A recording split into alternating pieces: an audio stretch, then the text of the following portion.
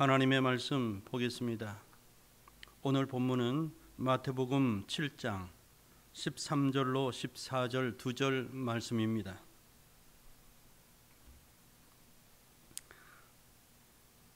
제가 봉독해 드립니다. 좁은 문으로 들어가라. 멸망으로 인도하는 문은 크고 그 길이 넓어 그리로 들어가는 자가 많고 생명으로 인도하는 문은 좁고 길이 협착하여 찾는 자가 적음이라. 아멘. 잠시 기도드리겠습니다. 사랑하는 아버지, 감사합니다. 어려운 중에도 방송으로 우리 성도들과 교통하며 하나님의 말씀을 전할 수 있음에 감사를 드립니다. 사랑하는 아버지여, 부족한 이 죄인의 설교를 통해서 사랑하는 성도들의 마음을 열어주시고 그들의 마음 속에 생명의 씨앗이 하나님 나라의 누룩이 왕성하게 퍼져나가며 자라날 수 있도록 역사하여 주시옵소서. 감사하며 예수님 이름으로 기도하옵나이다. 아멘. 할렐루야. 우리 귀한 베델 성도 여러분, 하나님의 사랑을 전합니다. 이제 2주째 방송 설교를 드리는데 이번 주에도 무슨 말씀을 제가 드려야 될까 좀 고민이 되었어요. 어떤 위로의 말씀으로 힘겹게 살아가는 성도들에게 어떤 격려의 말씀을 드려야 될까, 그런 어떤 고민을 한 것이지요. 그런데 생각하면 할수록 제 마음속에 하나님의 어떤 본질적인 약속, 본질적인 말씀을 전하는 것이 귀한 성도들의 마음속에 큰 위로와 격려, 소망이 될 것이다 하는 또한 마음이 있었습니다. 우리가 많이 들었고 설교했던 내용이지요. 좁은 문으로 들어가라. 멸망으로 인도하는 문은 크고 그 길이 넓어 그리로 들어가는 자가 많고 생명으로 인도하는 문은 좁고 그 길이 협착하여 찾는 자가 적음이라. 이 말씀을 외우는 분들도 많이 계실 것입니다. 저 또한 이 말씀을 많이 경계로 삼고 참으로 이 수많은 말씀 중에 귀한 말씀으로 생각하는 그런 말씀입니다. 오늘 설교의 제목이 좁은 문으로 들어가라. 좁은 문으로 들어가라. 본문에 있는 그대로 말씀 제목으로 삼아서 말씀 전하도록 하겠습니다. 우리가 잘 아는 마태복음 5장에서 7장을 산상수훈이라고 그러죠. 산상보훈, 귀한 말씀이다. 산에서 전한 보배와 같은 말씀이다 해서 산상보훈이라고 그럽니다. 언젠가 성령님께서 제 마음속에 감동을 주시기를, 정 바빠서 성경을 읽지 못한다면 마태복음 5장에서 7장까지라도 꼭 읽고 지나가야 된다, 그런 감동을 주신 적이 있습니다. 제가 어떤 분이 저에게 묻습니다. 목사님, 우리 목사님은 성경에서 어떤 성경을 가장 좋아하십니까? 한다면, 그렇게 이제 묻는다면 제 대답은 항상 그렇습니다. 저는 마태복음을 좋아합니다. 마태복음을 사랑합니다. 그런 어떤 말씀을 전합니다. 왜 그런 말씀을 전하느냐 하면 바로 오늘 전하는 본문에 있는 마태복음 5장에서 7장에 산상보훈의 말씀이 있기 때문입니다. 제 말을 오해하지는 마십시오. 제가 바울 사도를 폄하하거나 다른 사도들의 어떤 성경을 폄하하는 것이 아니라, 저는 마태복음에서 가장 큰 은혜를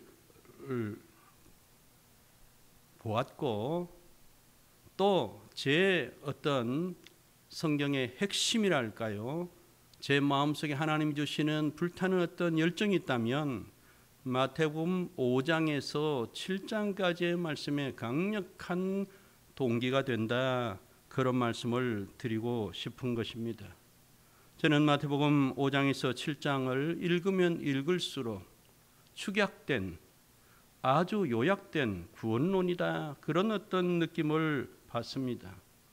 모든 성경에 우리를 구원으로 인도하기 위해서 주님이 주신 말씀임은 분명하지만, 그럼에도 불구하고 이 마태복음 5장에서 7장이야말로 우리가 정말 천국 시민의 자격, 천국에 들어가는 사람들의 특징, 하나님께 몸과 마음을 바친 자들의 삶이 오로지 어떤가, 이것을 분명하게 보여주는, 명확하게 보여주는 귀한 말씀이라고 할 수 있습니다.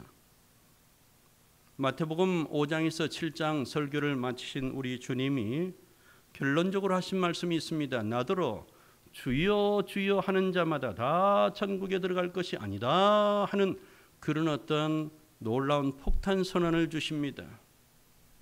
그러면 어떻게 천국에 들어갑니까 생각하겠지요. 주님은 먼저 그날에 많은 사람이 나에게 말할 것이라는 거예요. 주여 주여 우리가 주의 이름으로 선지자 노릇했습니다. 주의 이름으로 귀신을 쫓아내었습니다. 주의 이름으로 많은 권능도 행했습니다. 그렇게 말하면서 주님 앞에 자신이 주님의 참 제자임을 그렇게 강변할 것이다, 그런 어떤 말씀을 하고 있습니다. 그런데 주님은 그때 내가 성부가 아닙니다. 성자 예수, 바로 너희들에게 말하는 내가, 그때에 내가 그들에게 밝히 말할 것이다.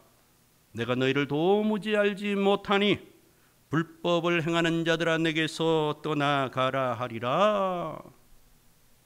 여러분, 저는 이 말씀을 읽을 때마다 마태복음 7장 21절 이하를 읽을 때마다 마음에 심한 떨림이 옵니다. 나는 사람들이 한번 구원을 받았으니 없어지지 않을 것이라고 믿는데 그들의 믿음이니까 어쩔 수 없어요. 그런데 저는 내가 구원을 받았음에도 불구하고 이 말씀 앞에서 떨림과 두려움이 있습니다. 최종적인 구원의 그 어떤 문턱에서 주님이 나에게 어떤 판결을 주실지 제 마음속에는 두려움이 있습니다. 주님은 분명히 말씀했기 때문이죠. 나더러 주여 주여 하는 자마다 다 천국에 들어가는 것이 아니라 오로지 하늘에 계신 내 아버지의 뜻대로 행하는 자라야만이 들어갈 것이다 했기 때문이죠. 누구든지 나의 이 말을 듣고, 이 말이 무슨 말입니까? 마태복음 5장에서 7장에 나오는 바로 우리 예수님의 산상보훈, 이 말씀을 두고 하시는 말씀이지요. 내가 한 이 말을 너희가 듣고 그대로 순종하는 자는 지혜로운 자와 같을 것이다. 주철을 반석에 놓은 지혜로운 건축자와 같아서 비가 내리고 창수가 나고 바람이 불어 그 집에 부딪힌다 할지라도 그 집이 무너지지 않을 것이다. 쉬운 말로 그의 인생이 하나님 앞에서, 그의 삶과 그의 신앙이 하나님 앞에서 인정될 것이다, 그 말씀을 하고 계시는 것이죠. 그러나 누구든지 나의 이 말, 마태복음에서 5장에서 7장이 나오는 이 말씀을 듣고도 순종하지 않는 자는 주추 없이 반석 없이 모래 위에 그대로 집을 지은 어리석은 사람 같아서 바람이 불고 창수가 날 때에 그 집이 무너질 것인데 형편없이 무너질 것이다. 그 무너짐이 심할 것이다. 그의 인생과 그의 신앙이 하나님 앞에서 조금도 인정받지 못할 것이다. 놀라운 말씀을 주고 계십니다.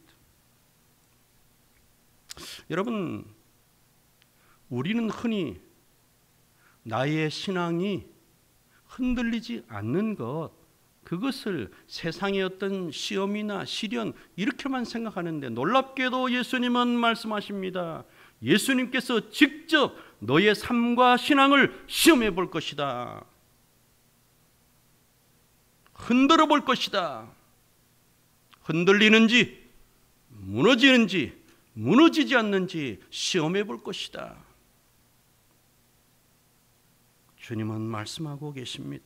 이런 말씀이 여러분 우리 신약에만 있는 것이 아니라 찾아보면 놀랍게도 에스겔서에도 있고요, 예레미야서에도 있어요. 비가 내리고 창수가 나고 바람이 불어 그 집에 부딪히되, 이런 어떤 맥락의 말씀이 구약에도 똑같이 있더라는 거예요. 무슨 말씀이냐 하면 예레미야 23장에 보면 그런 말씀이 있습니다. 놀랍게도 선지자들의 말을 듣지 말아라. 선지자들의 말을 듣지 말래요. 선지자 말을 들어야 될 텐데 듣지 말라고 하는 것입니다. 왜냐? 그들은 헛된 것을 너희에게 가르치는 자들이기 때문이다. 그런 말씀이에요.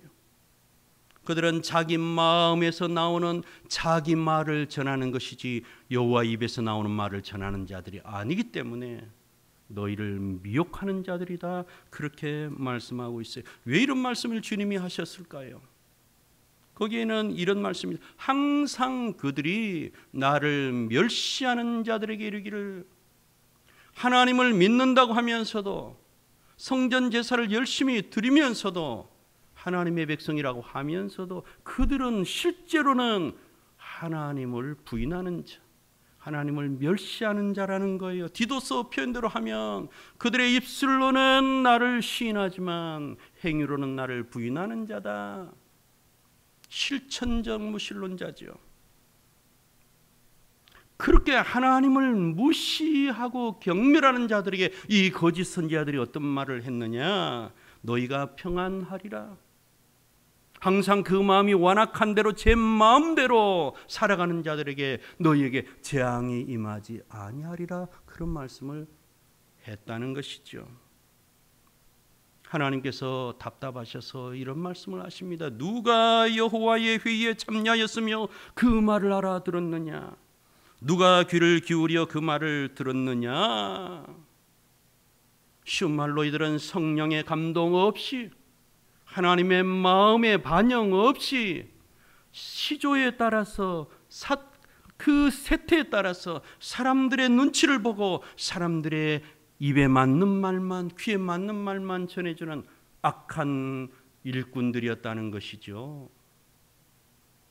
그러니까 주님이 이 악한 주의 일꾼들에게 자신의 진노를, 노여움을 폭풍으로, 회오리바람으로 그들을 칠 것이라 그렇게 저주하십니다. 너희가 끝날에 그것을 온전히 깨달을 것이다.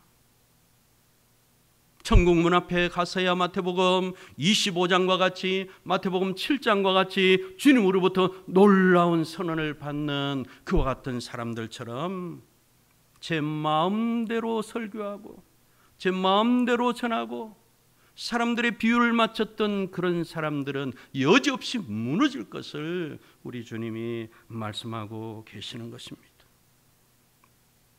그들이 만일 나의 회의에 참여하였더라면, 성령의 감동으로 하나님의 두려운 말씀 그 본래의 정신대로 그대로 전했다면, 그들은 하나님의 말씀으로 악한 행실과 악한 그 길에서 하나님의 백성들을 돌이키게 했을 것이라고 주님이 탄식하고 있습니다. 그들은 거짓과 헛된 자만으로 하나님의 백성들을 미혹한 자들이다. 그들은 내가 보내지 아니하셔도 자신의 열심을 냈을 뿐이다. 그렇게 말씀도 하고 계십니다. 그들은 내 백성에게 아무 유익이 없다. 주님이 탄식하고 계세요. 여러분, 저는 우리 베들교회를 목회하면서 참 부끄럽습니다. 숫자도 얼마 되지 않는 이 조그마한 교회를 목회하면서, 그러나 내가 담임하고 있는 이 성도들에게 참 복음을 전해야 되겠다, 주님의 그 본심을 전해줘야 되겠다 하는 마음만은 언제나 잊지 않고 있습니다. 그것이 교회가 크든 작든 내가 거짓 선지자가 되지 않는 유일한 길이고, 사랑하는 성도들에게 조금이라도 유익을 끼칠 수 있는 그런 길이 되기 때문이라는 것을 제가 알기 때문입니다. 에스겔 13장에도 이런 말씀 나오지요. 그들이 내 백성을 유혹하여 평강이 없으나 평강이 있다 그렇게 전한대요. 어떤 사람이 담을 쌓습니다. 담을 쌓으면 이 거짓 선지자들은 잘한다 잘한다 하고 거기다 회치를 해준다는 거예요. 중세시대에 못된 성직자들이 면죄부를 팔았듯이 그들이 여호와를 멸시하고 완악하게 자신의 마음대로 살아가면서 주의 이름만 부르는 형식적인 신앙생활을 하고 있어도 거기에 회치를 해준다는 거예요. 거기에 아름답게. 장로님 정도 되면 굉장히 신앙이 좋은 것입니다. 아유, 권사님 걱정하지 마세요. 권사님이 천국 안 가고 누가 들어갑니까? 그렇게 그들의 마음속을 격려해 준다는 것이죠. 그런데 그렇게 된다면야 얼마나 좋습니까? 주님은 진노에서 폭우를 그들에게 내릴 것이다. 분노에서 큰 우박덩이로 그들의 담을 무너뜨릴 것이다 말씀하고 있습니다. 회칠한 담을 내가 이렇게 무너뜨리고 허물어뜨리고 그 기초를 드러낼 것이다.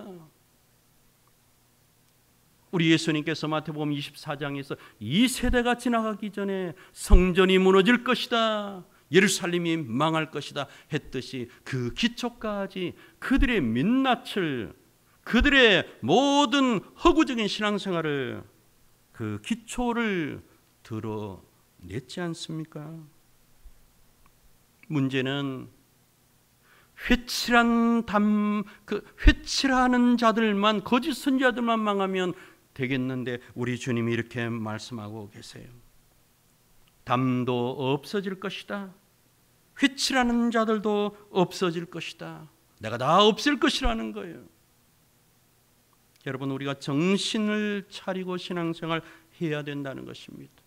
내 귀에 잠시 듣기 좋은 것, 시류에 맞는 말, 인간이 보기에 합리적인 말, 그런 것이 좋다고 쫓아간다면 하나님의 말씀의 정신에 맞지 않는 거짓된 자들은 심판을 받겠지만 우리들 또한, 나 또한 그 말씀을 좋다고 따라갔던 자들 담도 함께 무너지는 때가 올 것이기 때문입니다. 이스라엘의 영적 상태를 단적으로 보여주는 것이 이사야 10장에 이런 말씀이 있습니다. 불의한 법령을 만들며 불의한 말을 기록하며 가난한 자를 불공평하게 판결하여 가난한 내 백성의 권리를 박탈하며 과부에게 토색하고 고아의 것을 약탈하는 자는 화 있을진저. 그들은 이방 백성들이 아닙니다. 안식일마다 거룩한 예배를 드리는 자들이에요. 금식하는 자들입니다. 선행을 할 줄 아는 자들입니다. 그러나 실상은 가난한 자를 불공평하게 판결하는 자들이었습니다. 가난한 하나님의 백성의 권리를 박탈하고 과부에게 토색하는 자들, 고아의 것을 약탈하는 자들이었어요. 벌하시는 날과 멀리서 오는 환난 때에 너희가 어떻게 하려느냐? 누구에게로 도망하여 도움을 구하겠으며 너희의 영화를 어느 곳에 두려느냐? 옛날 남북전쟁, 여러분 미국의 남북전쟁 다 아실 것입니다. 북부는 철강 공업이 발달했고 남부는 면화 어떤 농사가 발달해서 남부는 많은 노예가 필요했지요. 링컨이 노예들을 해방시키려고 하니까 남부에서 득달같이 일어났습니다. 무슨 소리냐? 노예 없이 어떻게 면화 농사를 짓느냐? 우리 망하라고. 그때 여러분, 그 노예 해방에 반대했던 자들이 믿지 않는 자들만이 아니었습니다. 경건하다고 하는 수많은 사람들이 남북전쟁에 참가했습니다. 죽어도 노예 해방만은 안 된다고 했습니다.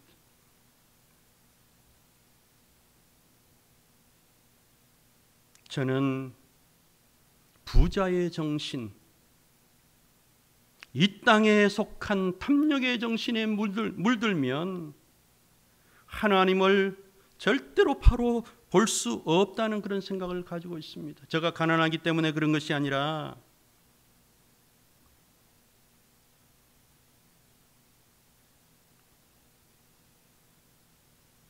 이사야 58장 여러분 잘 아시지요? 크게 외치래요. 목소리를 아끼지 말라고 합니다. 내 백성의 허물을 죄악을 고발해라. 그렇게 이사야에게 하나님이 주문하고 계세요. 하나님의 고발은 이렇습니다. 그들이 날마다 나를 찾는데요, 날마다 성전을 찾고 예배하고 하나님, 내가 하나님 알기를 원합니다. 하나님을 좀 더 알기를 원합니다. 하나님의 얼굴을 구합니다. 하나님의 손이 아니라 하나님의 얼굴을 구합니다. 하나님 자신을 알기를 원합니다. 그렇게 구한대요. 하나님께 가까이 나가는 것을 즐거워한대요. 그런데 이것이 그들의 실상을 말하는 것이 아니라 하나님이 약간 비꼬는 어조로 말하는, 너희가 꼭 겉으로만 보면 내가 속겠다 이 아들아, 너무 경건해 보이네, 어떻게 그렇게 신앙생활을 잘하냐 할 정도로, 깜빡 속을 정도로 날마다 하나님을 찾고 구하고 가까이 하기를 즐거워하는 자들 같이 보인다는 거예요. 하나님, 내가 금식하는데 어찌 하나님은 나를 보지 않습니까? 내 마음을 괴롭게 하는데 하나님 왜 나를 알아주지 않습니까? 그렇게 하나님을 원망도 한다는 거예요. 내가 이렇게 하나님을 간절히 찾는데 왜 나를 만나주지 않습니까? 한다는 것이죠. 하나님의 고발은 이렇습니다. 그래, 금식하는 건 맞다. 그런데 금식과 동시에 악한 일을 저지른다면 이게 무슨 까닭이냐? 금식하는 날에 오락을 구하지를 않나? 자신의 집에 있는 종들에게 포악을 행하지 않나? 온갖 일을 행하면서 머리를 풀고 갈대같이 머리를 숙이고 죄를 뒤집어 쓰고 하나님, 내가 금식하니까 복 좀 주세요 한다는 거예요. 이것이 어찌 내가 기뻐하는 금식이 되겠느냐? 내가 원하는 금식이 바로 이것이냐? 주님이 안타까워하십니다. 내가 기뻐하는 금식 말해줄까? 주님이 말씀하세요. 내가 기뻐하는 금식은 흉악의 결박을 풀어주는 것이다. 멍에의 줄을 끌어주는 것이다. 압제당하는 자를 자유하게 하는 것이다. 모든 멍에를 꺾는 것이 아니냐? 저는 요즘 우리 시끄럽게 구는 의사분들의 어떤 파업 같은 것들을 보면서요, 의사분들 물론 의대 들어가기 힘들지요. 저 같은 사람은 그런 어떤 것에 그 근처도 못 갈 거예요. 똑똑한 분들이죠. 열심히 공부했기 때문에 의사가 됐고 또 이렇게 그런 어떤 직업을 가지게 됐겠지요. 그러나 우리 국민 절대 다수를 생각한다면 의사 수를 좀 더 늘리자, 의대를 좀 증원하자, 의료 수가도 좀 낮아질 것이고 의사 없는 곳도 좀 채워질 것이고, 국민을 위한 의사라면 거기에다 나의 기득권을 보탤 것이 없고, 우리가 조금 손해보고 조금 돈을 적게 모은다 할지라도 그렇게 해야지. 제가 의사가 아니라서 쉽게 말하는지 모르겠지만 하나님의 말씀은 흉악의 결박을 풀어주는 거예요. 사람들이 몸부림치는 괴로움이 있으면 그 괴로움을 해결해 주는 거예요. 멍에의 줄을 끌어주는 거예요. 사회적인 압제와 부조리가 있다면, 가난한 자를 해롭게 하는 어떤 것이 있다면 그것을 끌어내는 것이 하나님이 원하는 금식하는 자의 정신이라는 거예요.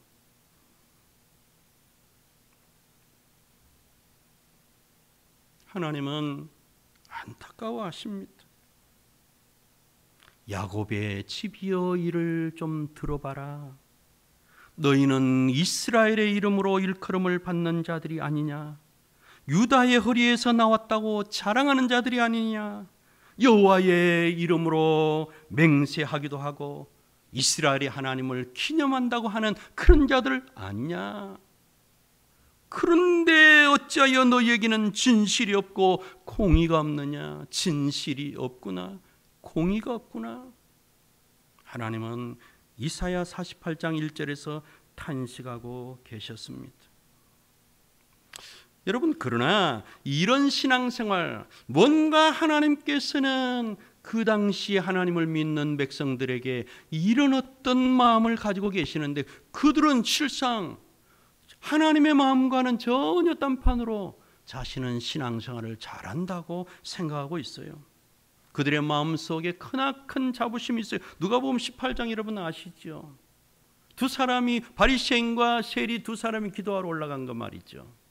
두 사람이 기도하러 갔는데 어떻게 서두에 나오느냐? 또 자기를 의롭다고 믿고 다른 사람을 멸시하는 자들에게 이 비유로 말씀하시되 하면서 바리새인과 세리가 성전에 올라가서 기도하는 장면을 예수님이 말씀하세요. 자신의 마음속에 자부심이 가득한, 나는 오라, 나는 신앙생활 잘해, 나는 하나님이 기뻐하실 거야 하는 그 영적 자부심이 충만한 그런 자들에게, 그러면서 다른 사람들을 멸시하는 자들에게 들려주기 위한 말씀이었다는 거예요. 잘 알잖아요, 우리 여러분. 바리새인은 서서 기도합니다. 앉아서 쑥그리고 조그마한 몸짓하는 것이 아니라 다른 사람들 앞에 자랑스럽게 서서 따로 기도했다. 어이 저리 가라, 부정한 저 세리가 왔네. 아이고 내가 떨어져서 기도해야지. 나같이 거룩한 사람이 무슨 저런 세리의 옆에서 아이 부정 탄다. 따로 기도해서 하나님, 나는 다른 사람들과 다릅니다.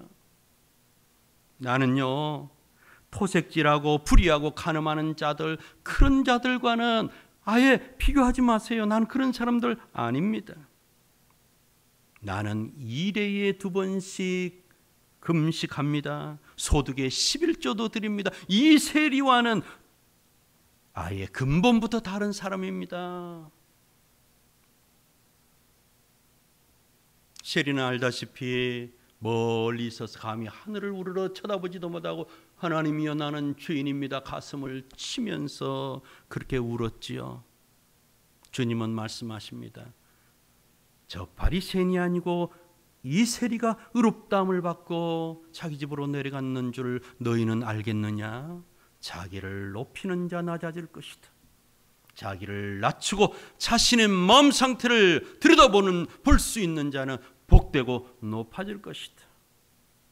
제가 오늘 드리고 싶은 말씀은 속사람이 보여야 우리가 비로소 그때 살아날 수 있다, 이 말씀을 드리고 싶습니다. 여러분, 좁은 문으로 어떻게 들어갈 수 있습니까?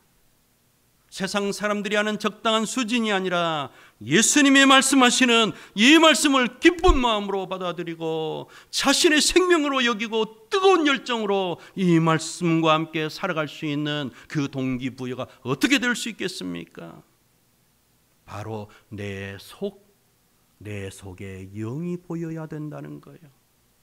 이스라엘 사람들의 문제는, 오늘날 우리 성도들의 문제가 무엇이겠습니까? 외모만 본다는 것이죠. 외모만 보면 주일 적당히 지키고 11조하고 적당한 어떤 큰 죄에 빠지지 않으면 이만하면 되었다고. 여러분, 신앙생활을 한 10년 20년 넘어가면요 주일은 지키게 되어 있어요. 그렇게 이제 생활 패턴이 되는 것입니다. 11조도 이제 하게 됩니다. 어지간한 성도들은 기도도 좀 하지요. 그러나 정말 하나님이 불꽃 같은 눈으로 우리를 살펴보시는 우리의 속사람이 변화되었습니까? 우리의 마음이 겸손해졌습니까? 성결해졌습니까? 하나님은 언제나 우리의 기도와 금식 신앙생활을 통해서 나의 속사람이 변화되고 있는지 그것에 관심을 두고 계세요. 그런데 우리는 신앙생활 자체, 외면적으로 하는 신앙생활 자체로 만족해버리고 만다는 것입니다. 더 이상 귀찮아. 이 정도 하면 되었지. 하나님 뭘 또 요구하십니까? 이러고 있다는 거예요.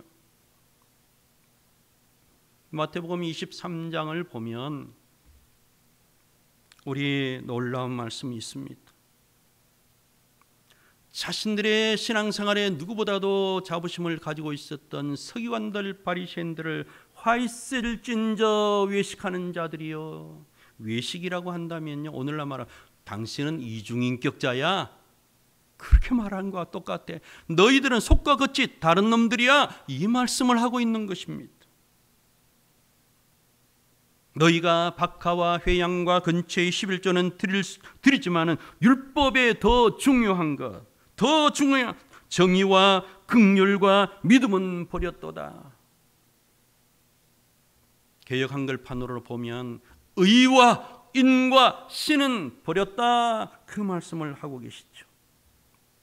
정의가 없다는 거예요. 그 마음속에 수십 년 예수를 믿어도 그 마음속에 자비로운 마음이 없습니다. 불쌍한 사람들 보면 동정하고자 하는 그 마음이 없고, 어떻게 하면 세를 올릴까? 어떻게 하면 이 카르텔을 견고하게 해서 우리 집단 이기주의를 취할까? 이런 생각 혹시 우리들 마음은 아닐까요? 하나님께 대한 진정한 믿음, 여러분, 이 믿음은 이 땅에서 잘 먹고 잘 사는 그런 어떤 살림살이에 대한 믿음이 아니에요. 하늘에 대한 믿음, 장차 도래할 하나님 나라에서 내가 어떠한 자로 나타날 것인가, 그것에 관심을 두는 그런 믿음을 바라는데, 오늘날 우리들은, 예수님 당시의 서기관들 바리새인들은 이 믿음을 버렸다는 것입니다. 자, 하나님이, 우리는 겉에 관심을 두는데 하나님은 속에 관심을 둔다고 제가 이미 말씀드렸습니다.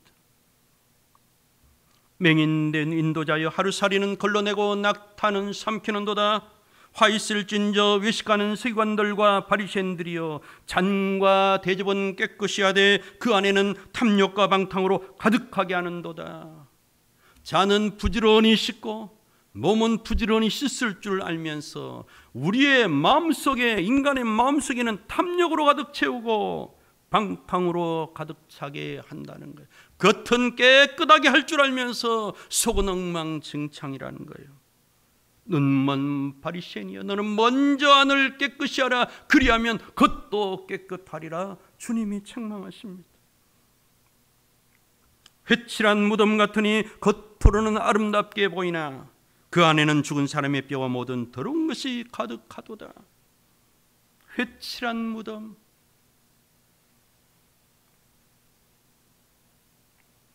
이와 같이 너희도 겉으로는 사람에게 옳게 보이나 안으로는 의식과 불법이 가득하다고 주님이 탄식했어요. 놀라운 것은 여러분, 마태복음 23장 33절에 보면 최종적으로 화 있을 찐저 외식하는 서기관들과 바리새인들이여 저주하신 우리 주님이 어떤 말씀을 하시느냐 하면, 뱀들아, 독사의 새끼들아, 너희가 어떻게 지옥의 판결을 피하겠느냐. 여러분, 나중에 누가 천국에 들어가겠습니까? 누가 지옥의 판결로 떨어지겠습니까? 궁금하잖아요. 그런데 예수님의 이 설교 말씀, 마태복음 5장에서 7장까지 쭉 읽어보면 충분히 근거를 발견할 수 있다는 거예요. 왜 여러분 지옥의 판결을 피하겠느냐? 예수님이 그렇게 도전하십니까? 구체적으로 여러분, 그 당시의 사람들이 얼마만큼 하나님의 말씀의 정신과 하나님의 마음과 동떨어진 외면적인 신앙생활에 빠졌는, 그것으로 만족했는지 마태복음 12장에 나옵니다. 어떤 회당에 예수님이 한번 들어가셨지요. 그런데 그날이 안식이었던 것 같아요. 아, 저 예수 오늘 한쪽 손 마른 사람이 있으니까 사람들이 지금 주시하고 있는 것입니다. 야, 고발할 조건을 얻을 수 있겠다. 잘 봐라, 잘 봐라. 고치는가? 우리가 먼저 선수쳐서 한번 물어보자. 예수여, 안식일에 병을 고쳐주는 것이 옳습니까? 옳지 않습니까? 예수님께서 그들의 속마음을 꿰뚫어 보시고 말씀하시죠. 너희 중에 양 한 마리가 있다고 하자. 그 한 마리가 안식일에 구덩이에 빠졌다면 안식일이라고 건져주지 않겠느냐? 건지겠느냐? 건지지 않느냐? 사람이 양보다 얼마나 더 귀하냐? 그러므로 안식일에 선을 행하는 것이 옳지 않겠느냐 하시면서 내 손을 내밀라 하시니 그 사람이 내미니까 그대로 성해졌다는 거예요. 사람들이 그것을 보고는 분이 가득해서 어떻게 하면 예수를 죽일까 바리새인들이 나가서 의논했다. 그렇게 성경은 기록해요. 여러분, 그들이 자랑하는 안식일, 그들이 지켰던 안식일은 사람들에게 생명을 주는 것이 아니라 사람을 옥죄고 가두는 것이었어요. 예수님은 안식일을 위하여 사람이 있는 것이 아니고 안식일이 사람을 위해서 있다고 그랬죠. 마태복음 15장에 보면 그들의 외면적인 신앙생활이 얼마만큼 주님과 동떨어져 있는지 또 나오지요. 예루살렘에서 온 어떤 자들이 예수님께 도전합니다. 어찌하여 당신의 제자들은 장로들의 전통을 범합니까? 왜 손을 씻지 않고 빵을 먹습니까? 떡을 먹습니까?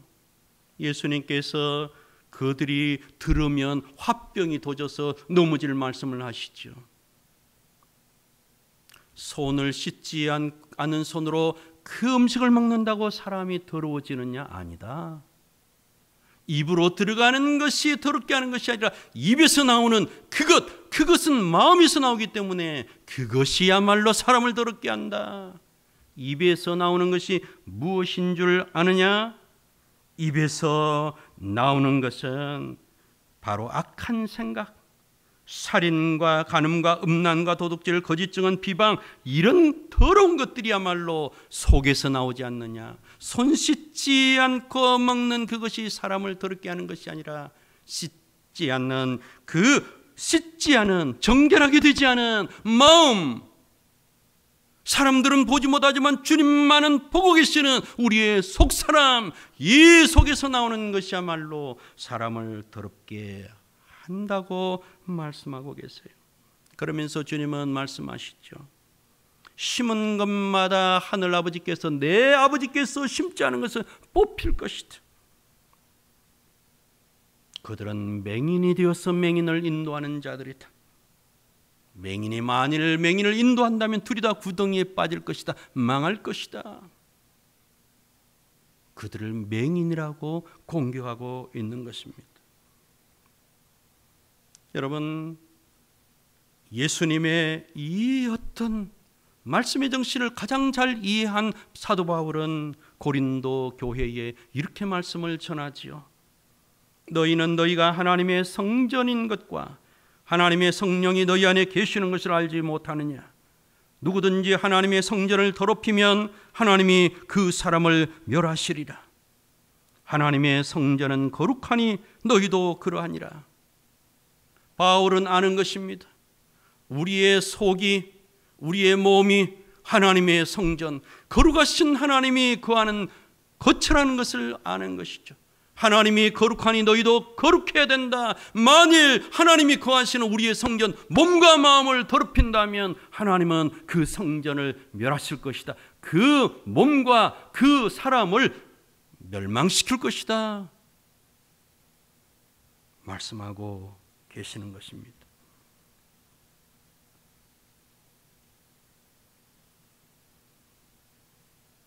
오늘날 옛날 예수님 당시의 사람들만이 아니라 오늘날 사람들 똑똑하지요. 그런데 점점 어떻게 보면 영적으로는 어두워지는 것 아니냐, 그런 생각을 가질 때가 많습니다. 바울은 이런 말씀을 했습니다. 스스로 속이지 말라. 하나님은 업신여김을 받지 아니하나니 사람이 무엇으로 심든지 그대로 거두리라. 자기의 육체를 위하여, 육체라는 것은요, 이 땅의 살림살이만 말하는 거예요. 내 욕심을 말하는 거예요. 영원하지 않은 이 땅에서만 통용되는 그것을, 한시적인 것을 육체로 표현하는 거죠. 이 땅의 삶만 위해서, 자신의 육체만 위해서, 이 땅의 생명만 위해서 심고 거기에 노력하는 자는 그것으로부터, 육체로부터 썩어질 것. 불법을 행하는 자들아, 내가 너희를 도무지 알지 못하는 내게서 떠나가라 했던 그 판결을 거둘 것이라는 거예요. 그러나 성령을 위하여 심는 자는 성령으로부터 영생을 거두리라. 여러분, 성령, 여러분 왜 성령이 중요합니까? 왜 성령이 중요합니까? 성령님은 그저 흔히 어떤 방언하고 예언하는 은사적인 그런 것만 도우시는 분이 아니에요. 물론 그것이 중요한 하나님의 어떤 방편이지만, 성령이라는 것을 성경에서 성령 할 때 근본적인 성령이 중요한 것은 그 안에서만 영생의 열매를 거두기 때문입니다. 성령을 따라하지 않는 하나님의 말씀의 정신, 성령의 감동, 하나님의 인도하심, 그 빛으로부터 행하지 않는 어떤 것도 영생을 거둘 수 없기 때문에 성령이 생명인 것이죠. 성령을 거부하는 자는 망할 수밖에 없다는 것입니다.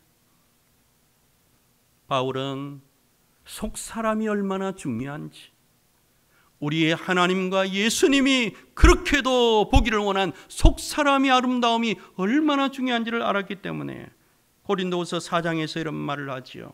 그러므로 우리가 낙심하지 아니하노니 우리의 겉사람은 낡아지나 우리의 외모는 이제 너덜너덜해지고 이 땅의 소망은 점점 없어지지만 우리의 속사람은 날로 새로워지도다. 여러분, 무엇 때문에 여러분 마음에 평안이 있습니까? 기대가 됩니까? 우리의 속사람이 성장하기 때문에 기대가 되기를 주의 이름으로 축복합니다. 우리가 잠시 받는 환난에 경한 것이 지극히 크고 영원한 영광에 중한 것을 우리에게 이루게 함이니 우리가 주목하는 것은 보이는 것이 아니요 보이지 않는 것이니 보이는 것은 잠깐이요 보이지 않는 것은 영원함이라. 바울은 언제나 주목하는 것이 있다는 거예요. 관심을 두는 것이 있다는 거예요. 그게 뭐냐? 보이지 않는 것. 이 외모, 이 땅, 이것이 아니라, 눈에 보이는 것이 아니라 보이지 않는 세계, 하나님의 약속, 성령의 세계, 우리의 속사람의 성장, 우리의 영의 상태, 이것에 주목하고 관심을 가지고 있다는 말입니다. 보이는 것은 잠깐이지만 보이지 않는 것은 영원하기 때문에 나는 이렇게 할 수밖에 없다, 이런 말을 하고 있는 것입니다.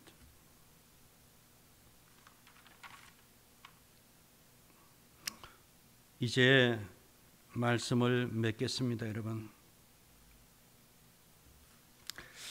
유대인들의 당시의 문제점이 무엇입니까? 그들은 신앙생활이라고 하는, 하나님의 말씀이라고 하는 이 빛을 사용해서 내 내면을 보려고 하지 않았어요.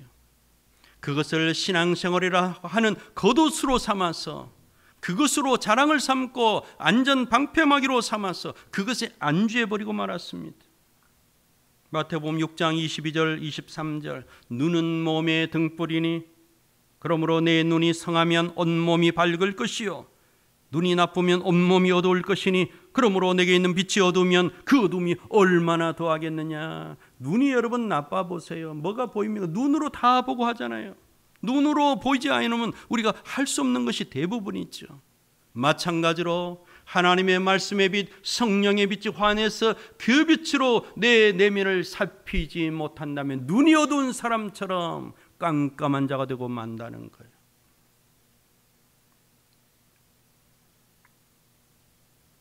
믿음은 이 땅에 속한 것이 아닙니다.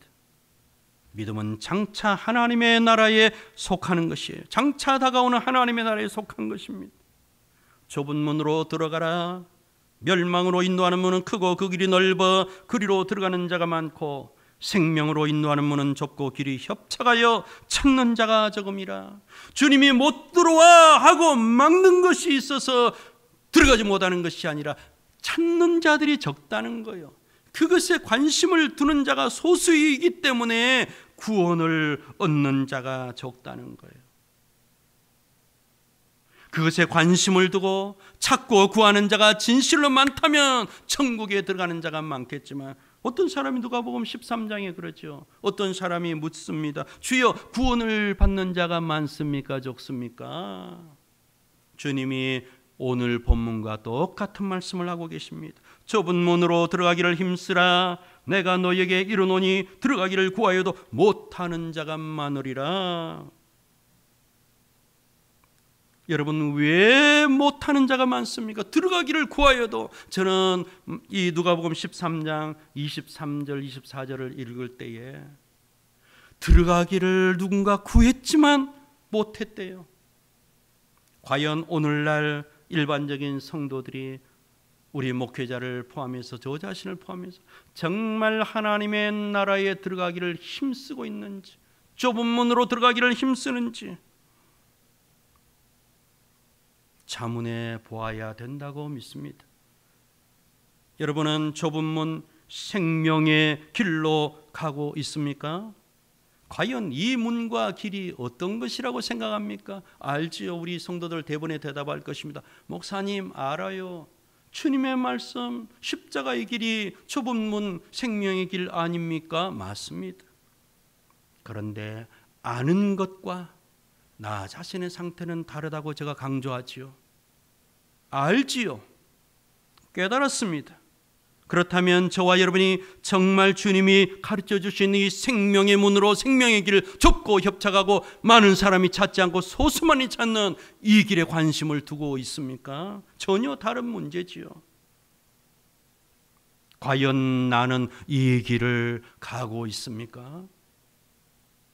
이 시대에 통용되는 많은 사람이 그렇게 적당한 수준에서 만족하는 그 수준이 아니라 주님이 말씀하는 좁은 문, 좁은 길.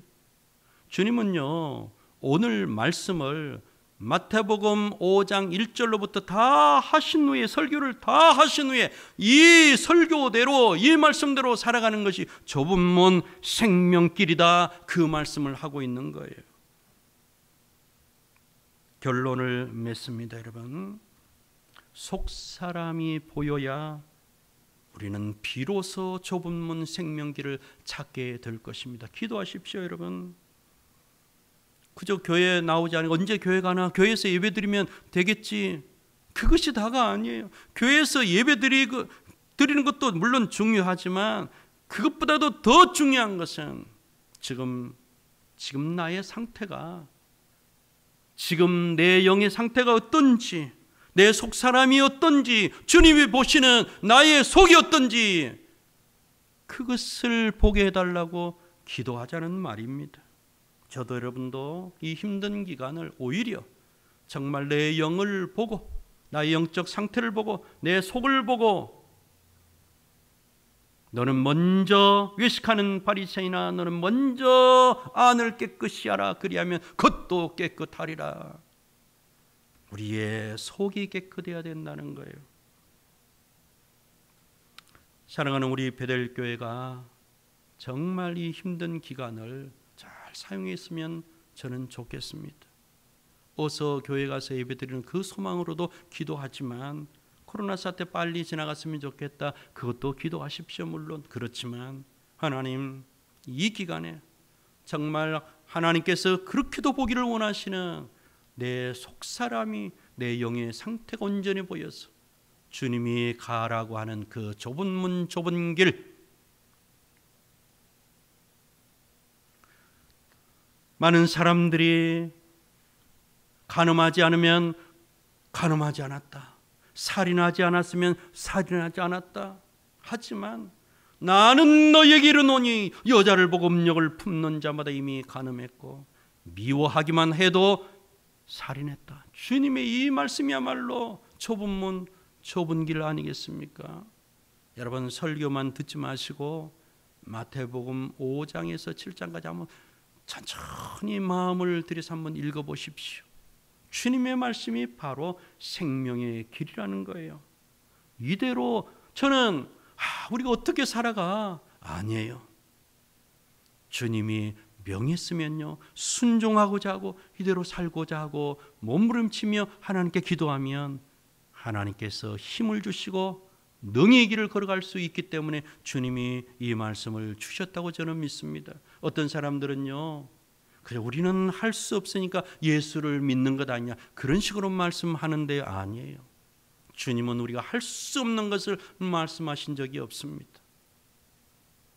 너희가 정말 행하고자 하느냐, 정말 구원을 얻고자 하느냐, 그렇다면 이 길을 가야만 하고, 이 길을 가고자 하는 의지가 있고, 이 길이야말로 생명길이라고 확신하는 자들은 이 길을 걸어갈 수 있다 말씀하고 있습니다.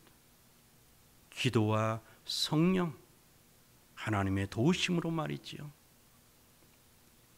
오늘 우리 베델교회가 또 혹시라도 이 방송 설교를 듣는 우리 또 다른 우리의 성도님들 좁은 문으로 걸어가셔서 우리 주님께 안기고 이 땅에서도 귀하고 아름다운 자들 되어서 쓰임받는 자들 되기를 주의 이름으로 간절히 축복을 드립니다.